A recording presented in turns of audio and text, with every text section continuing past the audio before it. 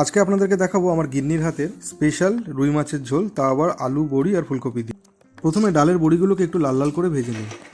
তারপরে রুই মাছগুলোকে একে একে ভেজে নিয়ে একটা পাত্রে তুলে রাখুন।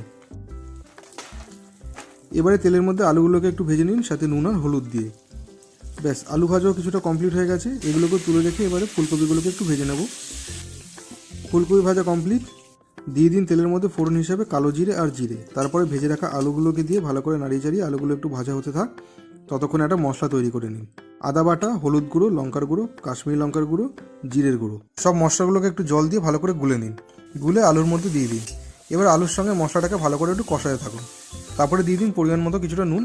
নুনটা আপনাদের স্বাদ মতন দেবেন, তবে যেহেতু ঝোল ঝোল হবে একটু নুনটা বেশিই দিতে পারেন। এবারে ফুলকপিটাকেও দিয়ে দিন। আলু ফুলকপিটাকে ভালো করে মশলার সাথে কম করে 10 মিনিট কষিয়ে নেবেন। 10 মিনিট কষাবার পর পরিমাণ মতো জল দিয়ে দিন।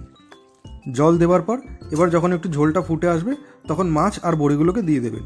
এবারে একটা ঢাকা দিয়ে মিনিট 15 রান্না করে নিন, যাতে ফুলকপি আলুটা সেদ্ধ হয়ে যায় আর বড়িগুলোর মধ্যে ঝোল ঢুকে একটু সফট হয়ে যায়।